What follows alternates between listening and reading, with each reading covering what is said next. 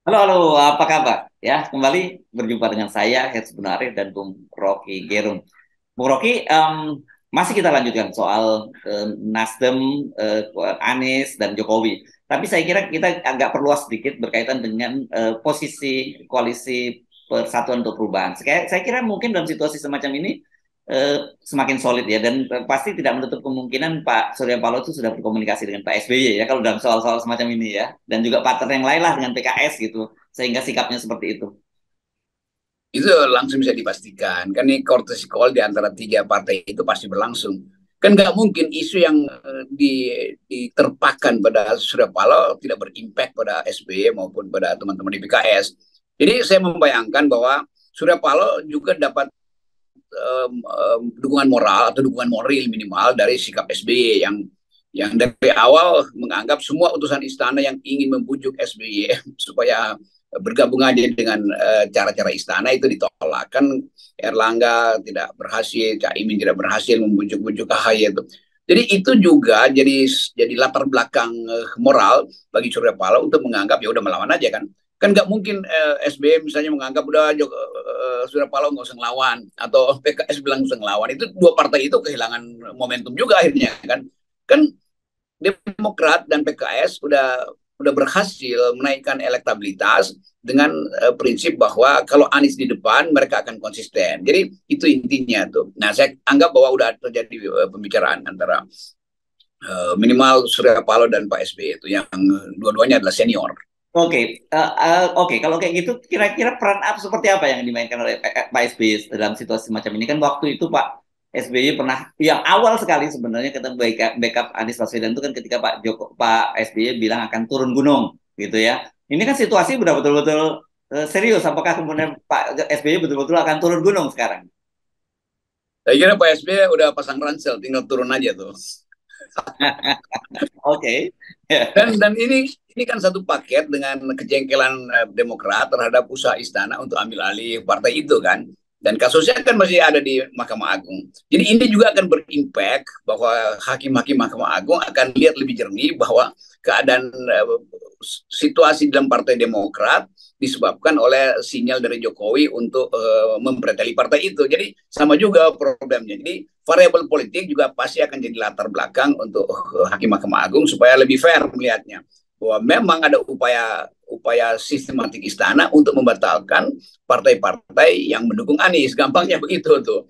Tetapi kita tetap percaya bahwa status hukum dari Partai Demokrat itu akan dibahas di MA di dalam sifat yang imparsial. Kira-kira punya itu. Nah, balik lagi pada keadaan sekarang, mungkin dalam satu dua jam ini akan ada keterangan dari Partai Demokrat atau SBY sendiri akan ngomong kan publik juga tunggu bagaimana SBY bereaksi terhadap Nasdem yang adalah partner koalisinya di dalam urusan masa depan Anies, bukan masa depan Joni Plate, tapi masa depan Anies yang pasti terganggu secara politis itu intinya.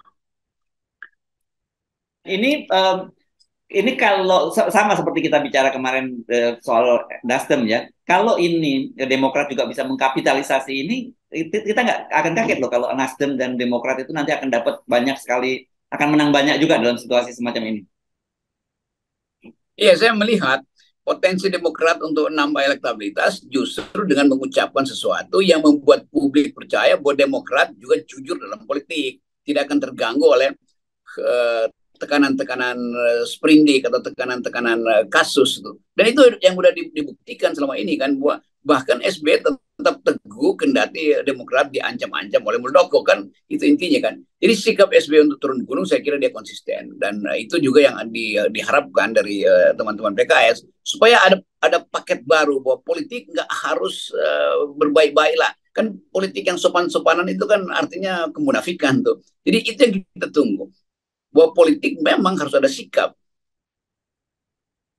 Oke, dalam soal begini, ini sebenarnya Pak SBY ahlinya loh, Bung Rocky. Anda kemarin menyinggung soal dizolimi. Anda kan ingat bagaimana ketika awal-awal Pak SBY berkonflik dengan Ibu Mega itu kan ketika dia disampaikan oleh Pak Taufik Imas yang menyatakan jenderal kok cengeng seperti anak-anak kalau itu, kalau nggak salah anak TK atau anak-anak itu saya lupa persisnya. Dan itu dikapitalisasi oleh Pak SBY jadi semacam orang yang dizalimi, dan kemudian kita tahu akhirnya Pak SBY menang. Saya ilmu begini pasti Pak SBY itu jago lah. Ya. Ya itu saya kira SBY sekarang lagi cari kalimat yang enak, yang walaupun dengan nada melodramatis, tapi sekarang tentu dengan intensi untuk melawan. Kira-kira itu. Pada zaman Ibu Mega ya Pak SBY tahu bahwa efeknya itu nggak ada gunanya kalau dia melawan, karena SBY tahu dia udah set up infrastruktur partai sebetulnya udah set up, sehingga waktu SBY keluar dia langsung ditampung oleh struktur partai yang memang udah terbentuk tuh. Kalau sekarang SBY pasti akan ambil sikap yang lebih ofensif sebetulnya. Jadi kalau dulu dia defensif, sekarang dia defensif, ofensif kan. Karena ini menyangkut citra Partai Demokrat yang sekarang justru lagi moncer karena keteguhan sikap untuk menolak intervensi istana, terutama melalui kegiatan Jenderal Muldoko beberapa waktu lalu, dan yang masih terus belum selesai proses hukumnya sampai sekarang kan. Jadi Jokowi akan berhadapan dengan dua senior tuh, yang dua-duanya juga sebetulnya bandel dalam soal bermain-main politik kan. Kan pengalaman SBY udahlah itu macam-macam lah yang dia pernah dialami itu. Ya, ya. Nah, kita sekarang lihat dari sisi komunikasinya ya. Justru kalau kemarin kan sempat kelihatannya Anies ini seolah-olah tenggelam ya, dalam tidak muncul dalam pembicaraan publik kan, sempat gitu, dan sempat lebih pada dominan Ganjar, dominan Pak Prabowo. Dengan momentum dengan peristiwa dari Johnny G Plate itu sekarang justru jadi pusat perhatian. Dan kalau kita lihat itu mungkin kalau dari sisi algoritma di googling itu pasti nama Anies, nama Nasdem, nama Koalisi Perubahan itu sekarang paling tinggi pencariannya. Ya, semua orang menunggu kalimat Anies. Dan saya perhatikan dalam 12 jam ini kalimat Anies ya diplomasinya udah mulai bagus dan siksaknya mulai bagus. Tetapi di ujung orang tetap tunggu kepemimpinan Anies di kalau terjadi kemacetan politik, Anies mau ucapkan apa. Nah, sementara ini Anies tentu bersikap hormat pada Nasdem karena dia menunggu apa yang akan diucapkan oleh Surya Paloh. Tapi saya tahu bahwa di antara Anies dan Surya Paloh udah ada pembicaraan untuk yang bertahan itu, dan tidak tunduk. Kira-kira itu intinya tuh. Walaupun kalimat-kalimatnya bukan mesti dicicil, nggak boleh kalimat sikap itu harus dilepas sekaligus, dicicil aja. Ya. Tidak berubah, tidak bergeser. Itu kalimatnya Anies Baswedan. Saya kira itu clear kan ya. Ya, dan itu pasti setelah courtesy call atau di WA group antara Demokrat, Nasdem, dan PKS. Oke, nah sekarang kita analisisnya dari sisi Jokowi. Dalam situasi semacam ini, kira-kira menghadapi ini kan semakin ditekan mereka ini kan semakin soliditasnya makin kuat ini di Koalisi Perubahan dan Persatuan. Jadi saya kira mungkin Jokowi berharapkan dengan tindakan keras semacam ini kan akan ada tunduklah pada Surya Paloh. Nah, kalau kemudian ternyata Surya Paloh tidak tunduk, apakah kemudian Jokowi itu akan menahan tindakan dia lebih keras atau dia akan bertindak lebih keras lagi, misalnya dengan mereshuffle semua menteri dari Nasdem? Kalau itu terjadi reshuffle semua menteri itu, Jokowi kehilangan grip pada kemungkinan manuver Nasdem di balik layar. Kalau dia masih di dalam, justru Jokowi masih bisa tahu apa manuvernya. Jadi kalau dia dilepas, itu Jokowi kehilangan pengaruh atau kehilangan kuping untuk mengetahui apa sebetulnya manuver dari Anies Baswedan. Kan itu dasarnya. Dan yang lebih berbahaya lagi, kan selama 1 minggu ini, atau bahkan 2 minggu ke depan itu pusat perhatian atau yang diucapkan publik ya Surya Paloh, Anies Surya Paloh, Johnny Plate. Sementara nama-nama seperti Erick Thohir hilang lagi di dalam percakapan kan.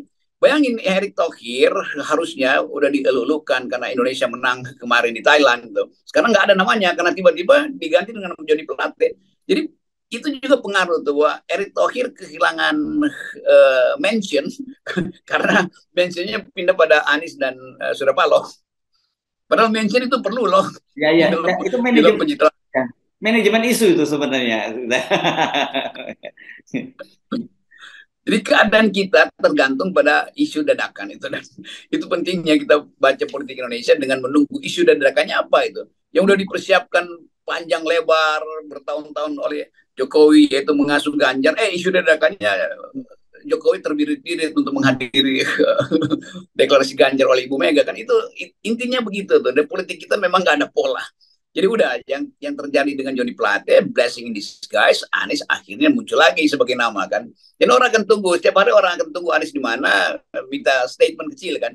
Itu menaikkan lagi elektabilitas Anies sebetulnya tuh. Atau paling enggak top of mind publik itu ngerti, oh Anies masih ada, kira-kira begitu. Lalu orang mau Erick Thohir mana ya?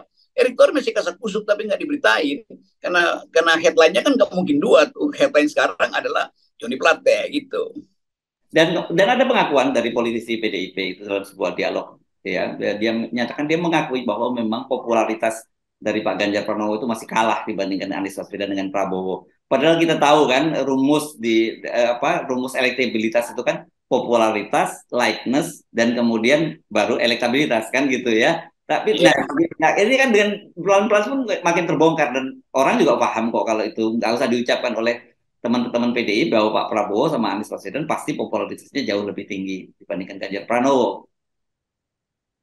Ya orang juga udah lupa ini Ganjar yang mana ya? Ganjar yang di musyawarah rakyat yang masih harus dibisikkan oleh Jokowi kan begitu. Dipasang baliho kemanapun, kalau Ganjar tidak tampil secara live dalam wawancara, dalam aspek apapun, tubuhnya tidak hadir, orang menganggap ini udah hilang sebetulnya kan, tinggal baliho-balihonya aja tuh.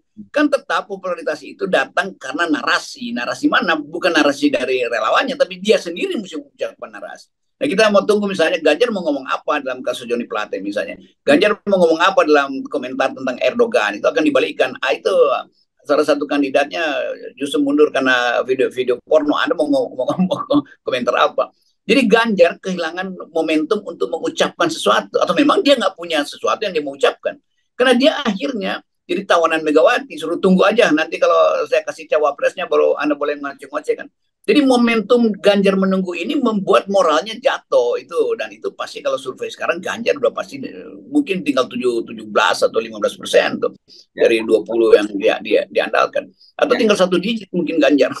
Ya. Oke. Jadi saya kira memang dalam situasi politik yang semacam seperti ini mesti hati-hati semua ngambil langkah karena bisa aja karena satu langkah dan kemudian terpleset bisa mengubah konstelasi semuanya. Kita tidak tahu apakah langkah dari dalam hal ini kita sebut saja Pak Jokowi dan PDIP lah gitu ya mentersangkakan Joni G Plate ini merupakan satu langkah justru buat mereka melemahkan lawan atau justru malah memperkuat lawan.